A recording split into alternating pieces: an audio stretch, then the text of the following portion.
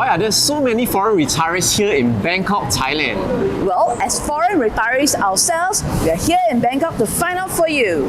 Hi everyone, we're Fran and John, the Corporate Breakout Couple. You know, Bangkok is such a unique animal, a very vibrant city. And so we are very curious because every time we go to Bangkok, there are so many foreign retirees all over. So what's the secret sauce? So in this video, we're here to find out and break down for you exactly why Bangkok is the chosen destination for foreign retirees over other cities in the world. Please like this video, subscribe to our channel and share this video with all your friends. And let's go! Of course, Bangkok needs no introduction. Everyone is very aware and pretty familiar, I would say, with Bangkok, the city, right? Which is the capital city of Thailand. But why do we personally love Bangkok as early retirees ourselves? Well, let me tell you, Bangkok is very famous for its service industry. It's called service with a smile, right? And the moment, the time you land at the airport and you exit the airport, you're already greeted with smiles from your taxi driver, your Grab driver, all the way to pretty much everywhere you go. I can totally see why foreign retirees love it here. They get very good service from the street vendors all the way to the restaurants, mall staff, residential staff, basically everywhere you go, really. And it makes you feel really good to be welcomed into a country and receive that kind of service, right? You know, it's so exciting every time we step into Bangkok. There's always new developments going on. You see new stuff going. Like recently we went to the M Sphere, which is one of the latest mall that's in the Prompong area. It's so exciting, right? This tall new building among all the other beautiful shopping malls. Then we had a highball there. And then while we were walking there from the BTS station, there was this beautiful covered walkway that has plants. Yes, Bangkok has upped their level. If you're familiar with the district, right? When you walk, usually it's just concrete below the BTS track, right? But now they've included plants, so they have really upped their level. And there was this other mall that we went to called Phoenix Mall. Yeah, it's very beautiful. It's further down in the Pratunam area. And it looks like, like Singapore, you're familiar with Singapore, the Funan IT Mall. It's so chill, there's so many chairs all over, there are IT and a lot of food stuff as well. We really, really enjoyed ourselves there, right, friend? Yeah. So can you imagine that mall is pretty much a food mall, 4 levels, and each level has got some sort of unique cuisine. And of course, you've got chairs all over as well as the very centrally located IT sector as well. Yeah, and the different concepts, right? Whether it's the coffee concept, the Thai tea concept, restaurant concept, they are so different from each other, and that's what I really love about Bangkok as well. Every time you see the different cafes, they are not like just a chain of different types of kind of concepts, but it's all different types. So it's so interesting to see. Basically, never a dull day in Bangkok.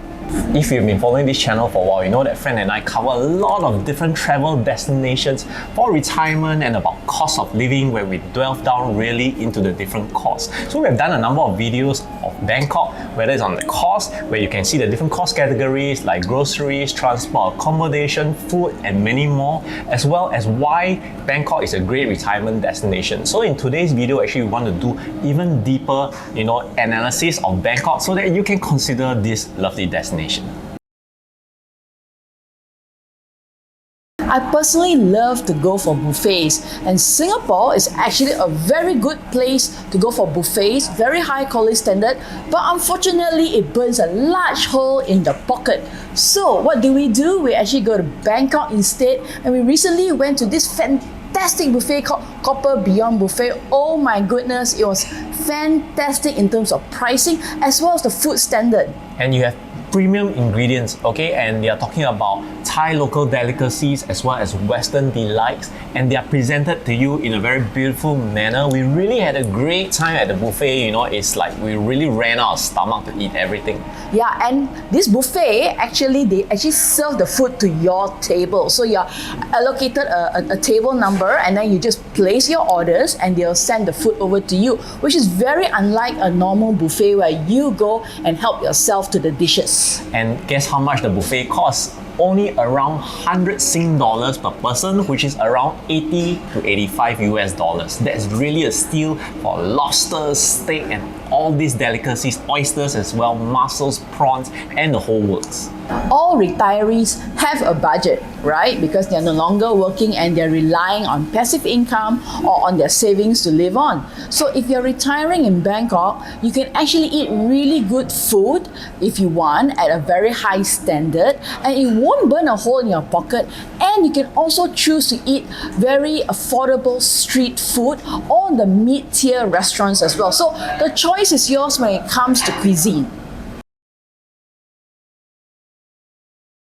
The wonderful thing about being a retiree here in Bangkok is you have the flexibility of your budget because of such a huge spectrum of lower cost living or high-end living that's up to you. You can decide how you want to live your life. You can pick and choose whether you want to go cheap or you want to go expensive, and you have that flexibility in your budgeting. For example, supermarket shopping. If you are somebody like us who love going to supermarkets to check them out, you know there are also a lot of premium ingredients that to be found here in Bangkok. Like this one that we went, wow, the huge selection of beef that I've never seen before in Singapore, both because of the space and the demand. You don't find so many different cuts of beef in one location, such as in Bangkok.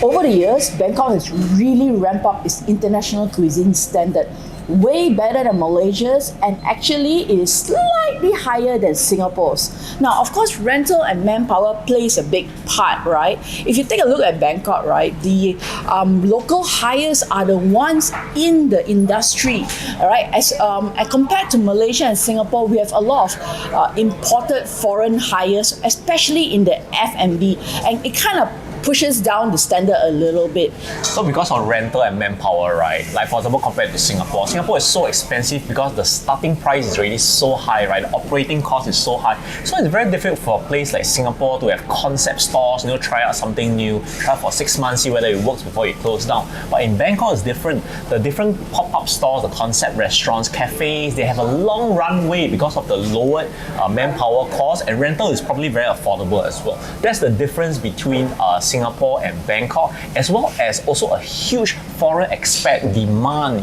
demanding that the different cuisine, whether it's Korean, Japanese, French, Italian, American, all the different standards are raised because of the demand of the different number of foreign expats here. That's right. Therefore, a lot of brands are actually in Bangkok when it comes to F&B, like the Cheesecake Factory, even like Lorry's, right? Brands where you sometimes, like even Cheesecake Factory is not even in Singapore, right? Now, let's not even talk about Malaysia. I personally prefer the international cuisine in Bangkok and Singapore compared to Malaysia, because Malaysia, unfortunately, when they are the demand is not really there, and the locals it's not enough for the locals to actually support this kind of high quality cuisine. Let's now talk about energy of a city, right? Because every city brings about its own energy and unique personality, and we personally love Bangkok. We find it very vibrant, very alive, and very exciting. Now, of course, we actually live in Malaysia for the last 2.5 years. We personally do not like KL, the capital city, to live in. Now, why? Because we actually find KL very congested, very smoggy, and the mood and the energy is a little bit gloomy, right? Not so vibrant, and it's the feeling is a bit dreary. Now, of course, Singapore is equally as exciting as Bangkok. However, we also find that the energy is a little bit stuck, and the people are a little bit more robotic, right? Not as exciting and alive. Yeah, so for me, every time I step back into Singapore, right, especially traveling within all the different countries, Singapore is my hometown, by the way. So it feels like there's this air of resignation, because of what Fran just mentioned, robotic, right? There is a certain, high-paced city life in Singapore, such that the people, the workers have become very, follow through the motions and kind of like resign to how it is in Singapore. No doubt, the earning power, the earning capacity is high. But compared to Bangkok, right, which is so vibrant, so energetic, right, you can really feel a very different vibe every time you step into Bangkok. As a foreign retiree living in a city, you are part of that city, yes? And most retirees are older. So which kind of vibe do you want to be in? Somewhere that is young, vibrant, energetic, so it kind of like keeps you going? Or do you want to be someplace where it's dreary, dragging your feet, and everyone has a very sour and dour facial expression, right? So obviously, you know, and that's the reason why we see so many foreign retirees here in Bangkok itself. I'm not even talking about the outskirts, okay? Just in Bangkok itself, there's so many, dozens and dozens of foreign retirees living here and enjoying life. Thailand has been really aggressive in attracting foreigners, which is why many foreigners have been flocking over to Thailand in the recent years, especially with their visa programs, the Thai Elite programs that allows foreigners to stay between 5 to 20 years. Imagine that, with the different tiering, as well as launching a new digital nomad visa called the Destination Thailand Visa. The Thai Elite Visa, which is now known as the Thailand Privilege Card, is really straightforward actually. There's 4 types of visa: 5 years, 10 years, 15 years, and 20 years. And the catch is all you need to do is basically pay money.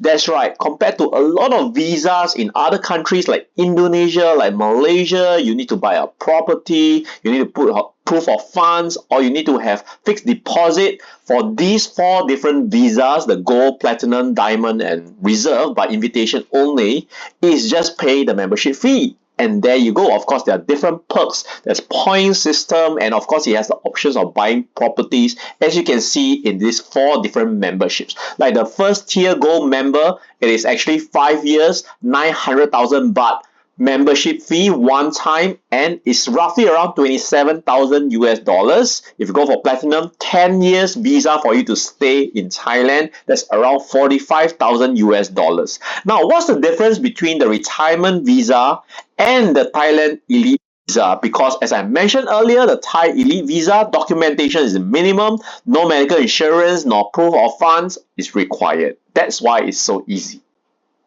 We've been coming to Bangkok more frequently, especially after COVID, and I must say Bangkok has really ramped up their development overall, you know, from their malls, creating lifestyle malls which are very appealing to the locals as well as to tourists, the numerous F&B concepts which are popping up like crazy, and also, you know, the infrastructure, the new developments, the new condos, the new hotels, they are all really mushrooming all over Bangkok, and from this you can already tell where the city is actually heading towards, which is obviously towards a new era to attract more investors, more developments, and more money flowing into the country. And yet, cost of living is still kept to a minimum, so as a retiree or a foreigner living in Bangkok, you can still get a bang for your buck.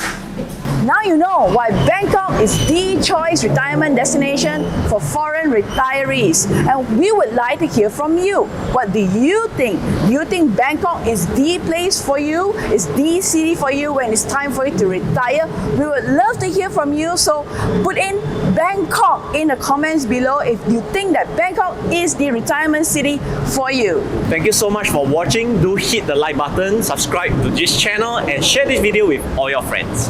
Bye bye. Hey, do join us for our free masterclass webinars where you are up your financial literacy, break out the corporate rat race, and gun for your financial independence. Do register for it now.